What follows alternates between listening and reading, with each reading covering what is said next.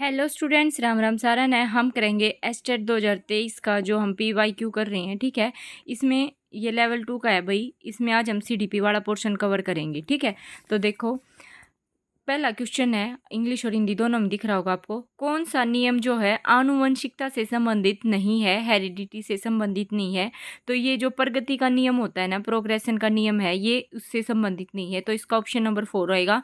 फिर है, कौन सा बुद्धि का एक क्रियात्मक परीक्षण नहीं है। नहीं है पूछा है, इस पे ध्यान देना है आपको। तो स्टैनफोर्ड बीने परीक्षण नहीं है। ठीक है, उसके बाद है, कौन सा वस्तुनिष्ठ प्रकार का प्रश्न नहीं है, मीन्स के ऑब्जेक्टिव टाइप क्वेश्चन नहीं है।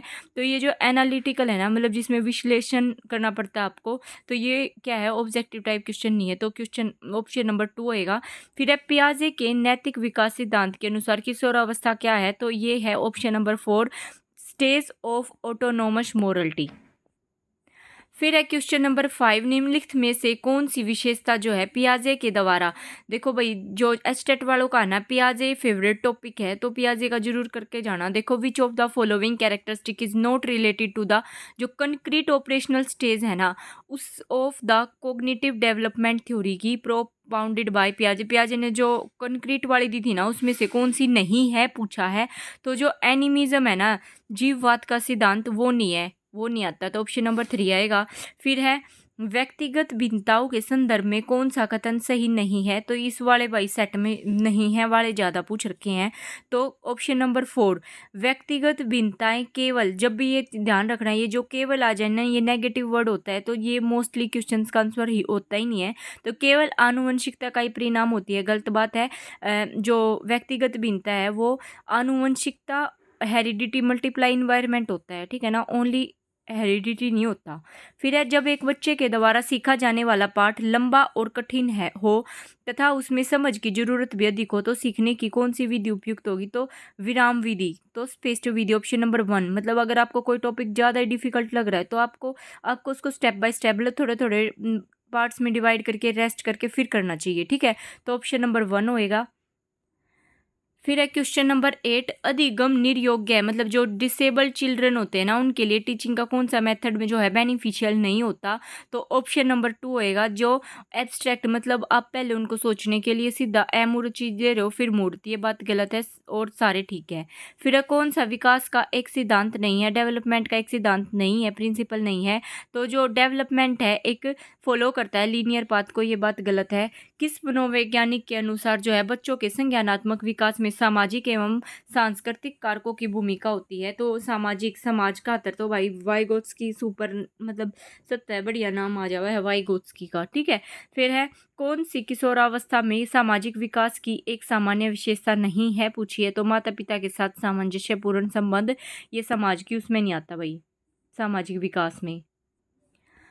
फिर है क्वेश्चन नंबर 12, कोलबर्ग के नैतिक विकास सिद्धांत की कौन सी अवस्थाएं पारंपरिक नैतिकता के स्तर से संबंधित नहीं है। कोलबर्ग ने 3 स्टेज दी थी, प्री कन्वेंशनल, कन्वेंशनल और पोस्ट।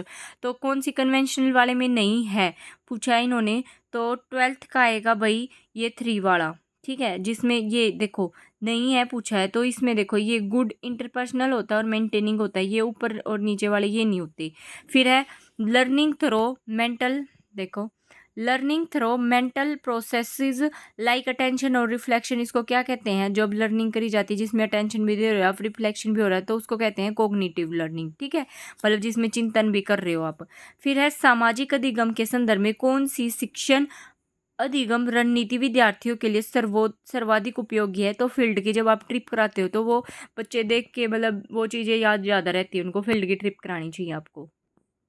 उसके बाद है, पेवलोव के अनुबंधन सिद्धांत में स्वाभाविक एवं कृत्रिम जो है, देखो पावलोव की कंडीशनिंग थ्योरी दी थी, उसमें कौन सा factor does not positively affected the conditioning between natural और आर्टिफिशियल स्टिमुली को, कौन सा फैक्टर जो है वो नहीं करता। तो लेक ऑफ मोटिव, प्रेरक की कमी हो जाए, तो ये बात गलत है। फिर है, कौन सा कारक जो है शिक्षण अधिगम प्रक्रिया को प्रभावित नहीं करता है, मतलब टीचिंग लर्निंग प्रोसेस को, जो टीचर का शारीरिक रूप होता है ना भाई, वो चाहे मोटा हो पतला हो, तो हमने के लेना, उससे पढ़ना है ना। शिक्षक का शारीरिक रूप, जैसे अब आप मेरे से पढ़ रहे हो या फिर, तो आपको क्या मतलब वो होएगा कि भाई मेरी शक्ल कैसी है, ठीक है, आपको समझ में आना चाहिए कंटेंट। फिर है कौन सा कारक जो है पर्यावरणीय कारकों के अंतर्गत बच्चों के विकास को प्रभावित नहीं करता, ठीक है, कौन सा नहीं करता, तो जो एंडोक्राइन ग्लैंड्स हैं, अंतःस्रावी ग्रंथियां, वो नहीं करता। उपयोग का नियम मीन्स कि लॉ ऑफ यूज और लॉ ऑफ डिसयूज है जो थोर्नडाइक ने दिया था, ठीक है, अकॉर्डिंग टू थोर्नडाइक लर्निंग थ्योरी में देखो थोर्नडाइक के अधिगम सिद्धांत के अनुसार किस सीखने के नियम से संबंधित होता है, जो लॉ ऑफ यूज और डिसयूज, तो ये भाई एक्सरसाइज से होता है, कौन सा, एक्सरसाइज से। फिर है विच of the following pair not correct regarding motivational theory, और उसके प्रीपॉन्डर से जो है प्रतिपादक से प्रोपोनेंट से मैच नहीं करता, तो इंस्टिंक्ट थ्योरी एटकिंसन ने नहीं दी थी, ये बात गलत है, ठीक है, और सारे ठीक हैं। फिर है इंक्लूसिव एजुकेशन का मतलब क्या होता है, इंक्लूसिव एजुकेशन का मतलब होता है सभी बच्चों के लिए शिक्षा, ठीक है, एजुकेशन फॉर ऑल चिल्ड्रन। फिर है कौन सा जो प्रभावी अधिगम का एक सिद्धांत नहीं है, विच of the following is a not a principle of affective learning का प्रिंसिपल नहीं है, तो जो पैसिव अटेंडेंस होती है ना, निष्क्रिय उपस्थिति, वो नहीं है, ठीक है। फिर गैने के अनुसार जो एक शिक्षक के द्वारा विद्यार्थियों को किस उच्चतम स्तर के अधिगम तक ले जाने का प्रयास करना चाहिए, किस तक लेके जाना चाहिए कि ताकि वो प्रॉब्लम को सोल्व कर दे, प्रॉब्लम सॉल्विंग लर्निंग तक जाना चाहिए, ठीक है। फिर है नेक्स्ट है स्टर्नबर्ग ने जो है ना 3 एस्पेक्ट्स दिए थे इंटेलिजेंस के, जो ट्राइआर्किक थ्योरी बोलते हैं जिसको, देखो स्टर्नबर्ग के त्रितंत्रीय सिद्धांत में बुद्धि के किन 3 पहलुओं पर बल दिया गया है, किन पर बल दिया गया है भाई, तो इसका आएगा ऑप्शन नंबर 3 ए बी और डी, मतलब कंपोनेंशियल पे दिया गया, एक्सपेरिमेंशियल पे दिया गया और कॉन्टेक्चुअल पे, ऑपरेशनल पे नहीं दिया गया है। फिर है विच धीमी गति के अधिगमकर्ता के लिए, जो स्लो लर्नर होता है उसके लिए कौन सा जो है जो आप एजुकेशनल करवा रहे हो, मतलब उसके लिए तो कौन सा उपयुक्त नहीं होगा, तो एक्सेलरेशन को वो बालक खुद दे, मतलब आराम, मतलब स्लो लर्नर है तो आप उससे स्पीड से सिखाओगे तो उसका समझ में ही नहीं आएगा, तो ऑप्शन नंबर 1। फिर है किशोरावस्था में स्वीकृत सामाजिक व्यवहार पैटर्न के लिए सही कूट कौन सा होएगा, मतलब कौन सा सही पूछा है अब इन्होंने, ठीक है, तो option number 1 A and B, मतलब लीडरशिप स्किल होती है उनमें और इम्पैथी मतलब प्रानुभूति होती है, तो ऑप्शन नंबर क्या आएगा इसका 1 आएगा, ठीक है। नेक्स्ट क्वेश्चन है द ट्रू मीनिंग क्या होता है of continuous and comprehensive evaluation का, जो मीनिंग क्या होता है भाई, टॉकिंग मतलब उपयुक्त अंतराल के बाद निरंतर परीक्षाएं लेना, ठीक है।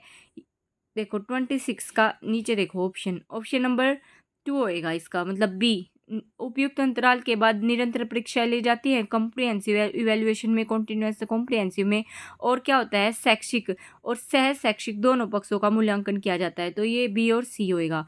फिर है क्वेश्चन नंबर 27, वह शिक्षा जो करके सीखने को बढ़ावा देती है और सीखने के लिए विद्यार्थियों की उनके वातावरण के साथ अंतःक्रिया सुनिश्चित करती है, वो क्या कहलाती है भाई, तो वो प्रोग्रेसिव एजुकेशन मीन्स की प्रगतिशील शिक्षा कहलाती है। अब है नेक्स्ट क्वेश्चन नंबर 28, जो दृष्टिबाधित विद्यार्थी हैं, ठीक है, विजुअली इम्पेयर जो स्टूडेंट होते हैं उनके लिए कौन सी शिक्षण सहायक सामग्री उपयोगी नहीं होगी, तो कौन सी नहीं होगी भाई, तो फिल्म स्ट्रिप्स, वो देख ही नहीं पा रहे तो फिल्म क्या देखेंगे। फिर है अधिगम को प्रभावित करने वाले निम्नलिखित कारकों के सही कूट का आपको चयन करना है, ठीक है। इस वाले क्वेश्चन पेपर में जो भैया आपको सही या नहीं पे बिल्कुल ध्यान देना है, क्वेश्चन में सही पूछा या नहीं पूछा है, ठीक है, तो इसका होएगा ऑप्शन नंबर 4 सारे के सारे क्या होते हैं करेक्ट फैक्टर है, लर्निंग के मोटिवेशन भी होना चाहिए, एप्टीट्यूड इंटरेस्ट भी होना चाहिए और अटेंशन भी होनी चाहिए, ठीक है।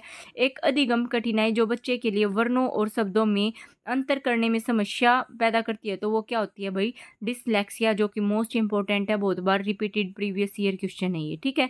तो यहाँ पे आपका सीडीपी का पोर्शन कवर होता है, और नेक्स्ट वीडियो में हम करेंगे हिंदी ग्रामर और इंग्लिश ग्रामर से जो क्वेश्चन आते हैं उनको। तो thank you so much, like share subscribe.